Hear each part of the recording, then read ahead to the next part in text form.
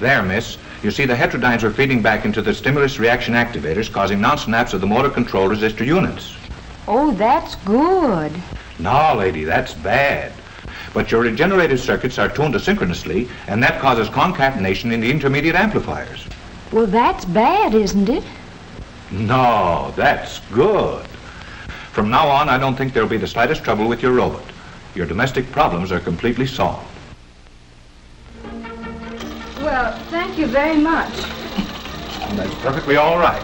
And if there's anything else you want to know about your robot, don't hesitate to give us a ring. Good day.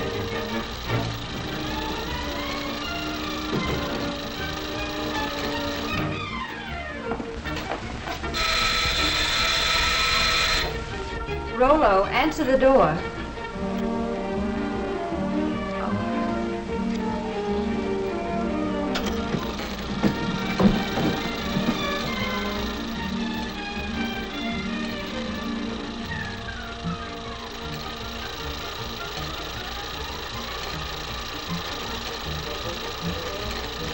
Sign here.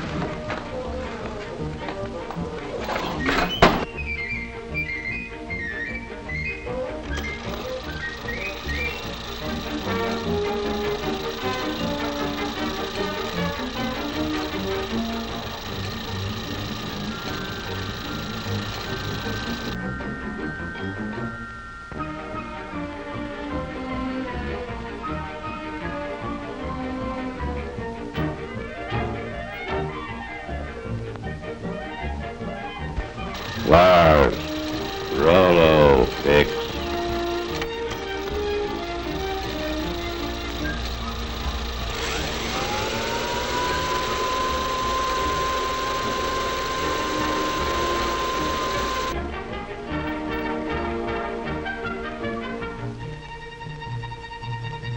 Yes, ma'am. Rollo, get.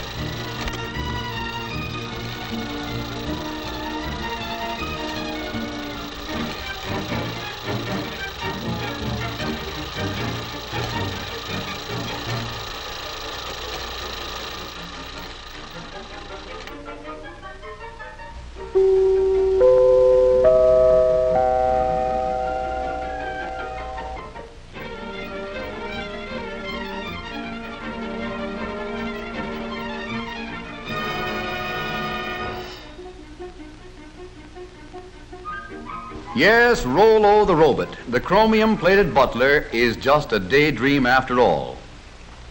But not so Rollo's little brother and sister robots, the millions of small mechanical servants that never ask for afternoons off, the amazing machines and gadgets that almost seem to think for themselves. The tiny clockwork brains and heat regulators on our kitchen stoves apparently do almost everything except read the cookbook. Thinking machines like this keep golden brown slices of toast from turning into slabs of charcoal and keep the coffee hot until we're ready to start dunking. Then there's a tea kettle that's been trained never to boil dry. When the water is gone, the kettle simply pulls out its own attachment plug. And here's a gadget that ought to rate a bow from every dog in the country, a Fido feeder that never forgets when the pup is dining home alone and the rest of the family is dining out. What's more, it tells him when to come and get it.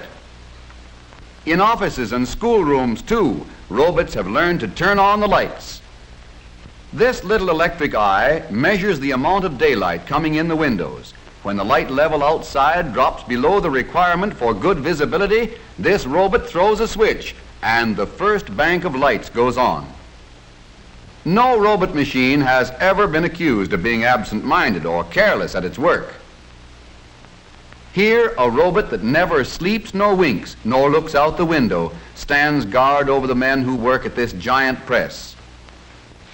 As long as the robot can see the man, the press won't budge an inch, and that's mighty important on a big job like this. Did you ever hear of anyone getting his lap caught in an elevator door? That can't happen here, because as long as there's anything in the way, this door can't close. Step back, please. There's plenty of room in the rear of the car. All right, then, don't step back. Just take a deep breath and hang on to yourself. One little robot, for example, always remembers to serve drinks when it sees anyone walking around with a thirst. A beam of light is aimed across the fountain and into an electric eye. When the beam of light is broken by a solid object, such as this head, the electric eye control opens the faucet and there's your drink. This particular device is an automatic fire sprinkler. Someday, maybe someone will invent a robot that can take a joke.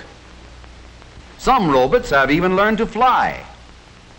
Tiny automatic brains in giant airliners, sensitive to the slightest change in balance or direction, relieve the busy pilots of the job of keeping the wings level, the nose on the horizon, and the plane headed in the right direction. Don't look now, but this motor car is simply full of robots. In the carburetor is a diet specialist, a brainy collection of jets and valves and floats that serve a health menu of gasoline calories and fresh air vitamins to the engine, a menu that varies with every change in speed or load. The engine likes its meals served not too hot and not too cold. So in the intake manifold, another mastermind with a nervous system sensitive to heat uses hot exhaust gases to warm the mixture before it goes into the engine. Step right up close to the platform and see the Siamese robots. These robots attached to the distributor are always worrying about the spark in the engine. One is sure that the spark ought to be advanced. The other is equally sure that it ought to be retarded just a trifle. But they never argue. Each takes his turn according to the speed and load, and between them, they manage to stage a grand performance every time they go on the road.